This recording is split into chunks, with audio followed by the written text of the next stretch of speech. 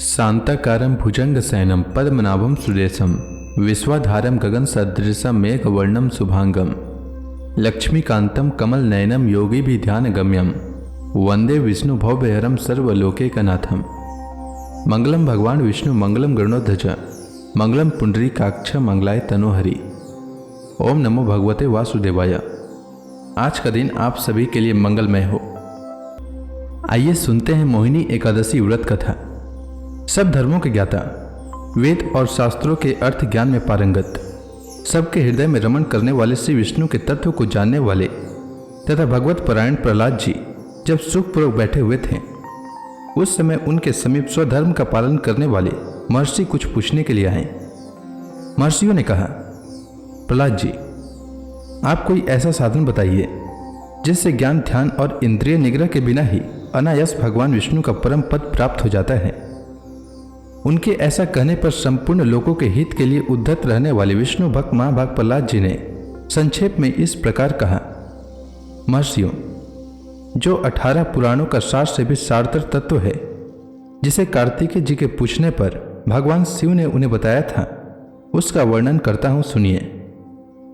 महादेव जी ने कार्तिकेय जी से कहा, जो कली में एकादशी की रात में जागरण करते समय वैष्णव शास्त्र का पाठ करता है, उसके कोटि जन्मों के किए हुए 4 प्रकार के पाप नष्ट हो जाते हैं।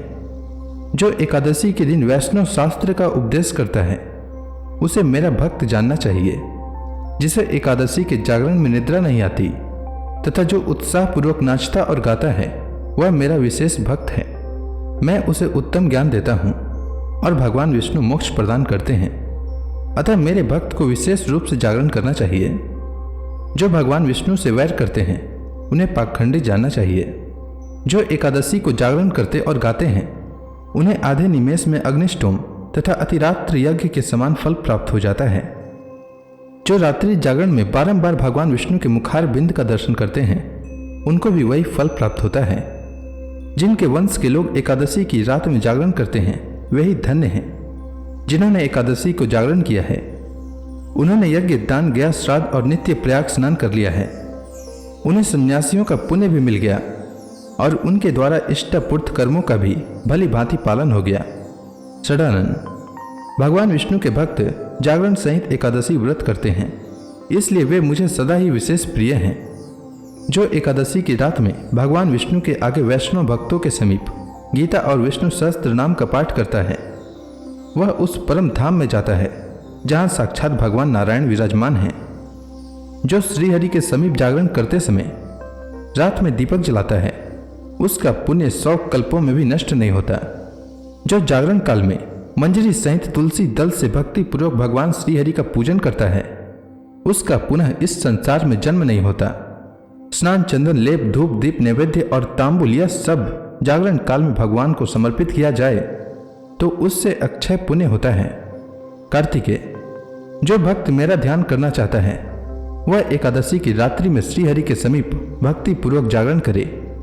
एकादशी के दिन जो लोग जागरण करते हैं, उनके शरीर में इंद्र आदि देवता आकर स्थित हो जाते हैं। जो जागरण काल में महाभारत का पाठ करते हैं, वे उस परम धाम में जाते हैं जहाँ सन्यासी महात्मा जाया करते हैं।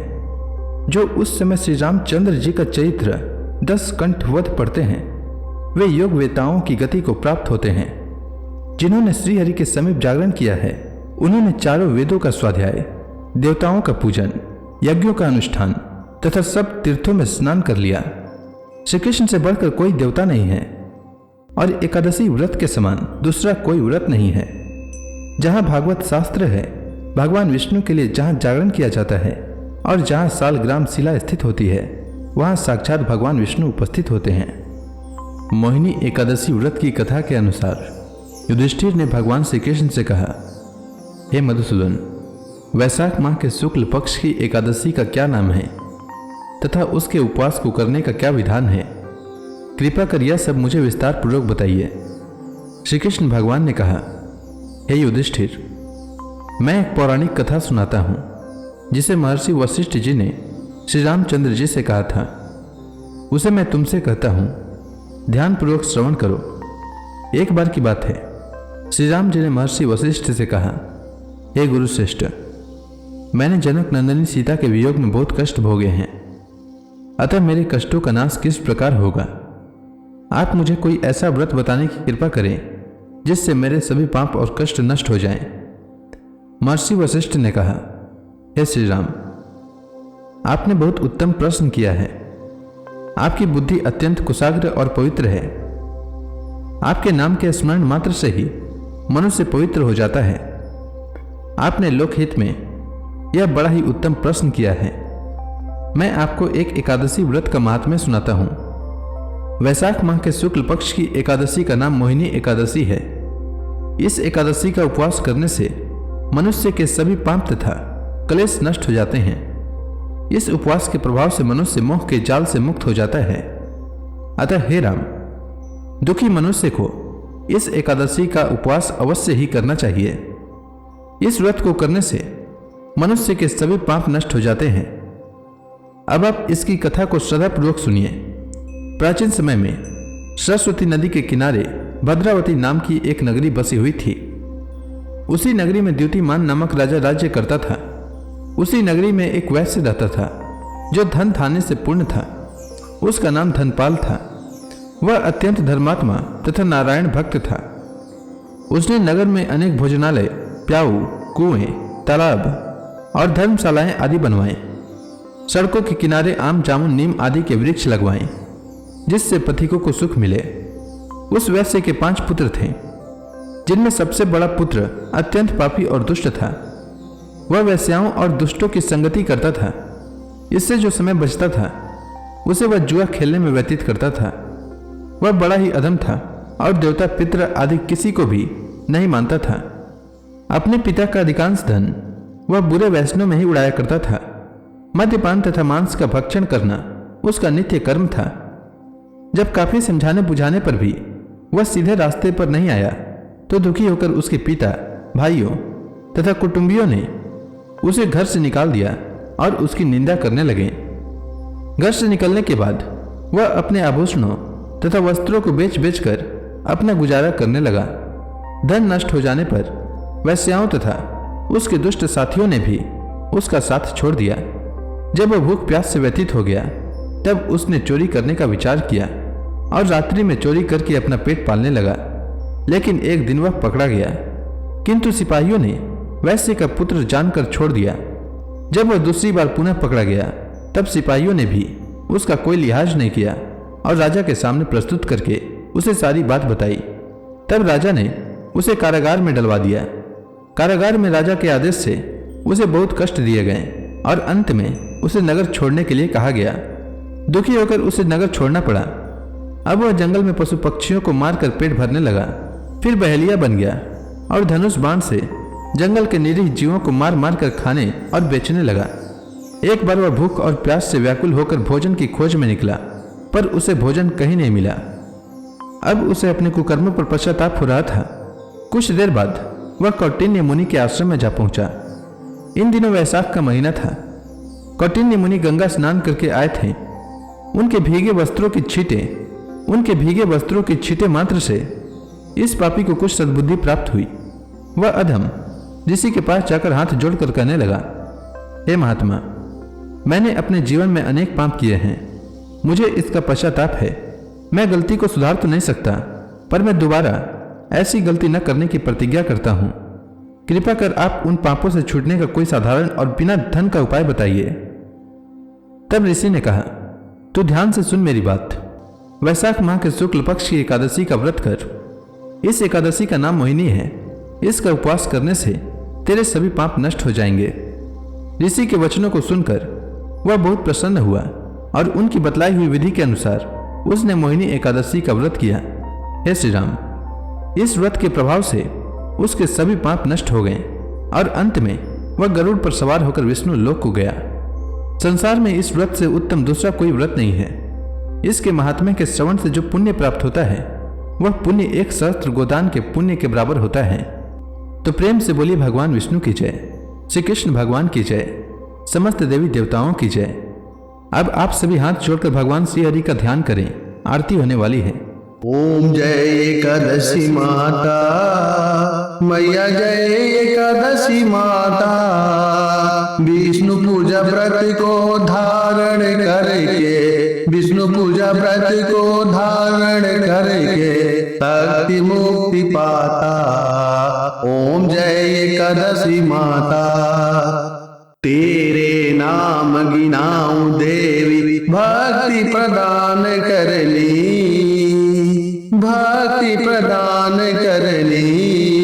गण गौरव की देनी माता, गण गौरव की देनी माता, शास्त्रों में बरनी। ओम जय एकादशी माता। मार्गशीर्ष कृष्ण पक्ष की उत्पन्ना, विश्व तारणी जननी, मैया विश्व तारणी जननी। शुक्ल पक्ष में हुई मोक्षदा, शुक्ल पक्ष में हुई मोक्षदा, मुक्तिदाता बन के भरनी। ओम जय एकादशी माता। पौष के कृष्ण पक्ष की सफला नामक है, शुक्ल पक्ष में होए पुत्रदा, आनंद अधिक रहे। ओम जय एकादशी माता। नाम सट तिला माघ मास में कृष्ण पक्ष आवे, मैया कृष्ण पक्ष आवे। शुक्ल पक्ष में जया कहावे, शुक्ल पक्ष में जया कहावे, विजय सदा पावे। ओम जय एकादशी माता। विद्या फाल्गुन कृष्ण पक्ष में शुक्ला अमला की, मैया शुक्ला अमला की। पाप मोचनी कृष्ण पक्ष में चैत्र महाबली की। ओम जय एकादशी माता। चैत्र शुक्ल में नाम कामदा, धन देने वाली, मैया धन देने वाली। नाम बरूथनी कृष्ण पक्ष में बैसाख माहवाली। ओम जय एकादशी माता।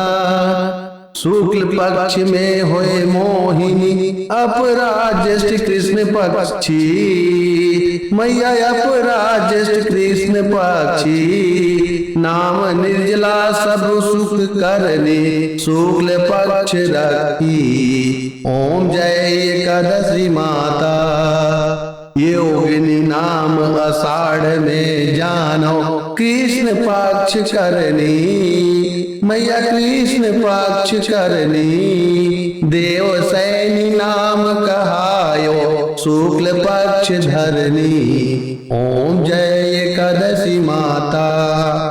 कामिका श्रावण मास में आवे, कृष्ण पक्ष कहिए। श्रावण शुक्ला होए पवित्रा, आनंद से रहिए। ओम जय एकादशी माता। अजा भाद्रपद कृष्ण पक्ष की परिवर्तनी शुक्ला, मैया परिवर्तनी शुक्ला। इंद्राश्विन कृष्ण पक्ष में व्रत से भव सागर निकला। ओम जय एकादशी माता।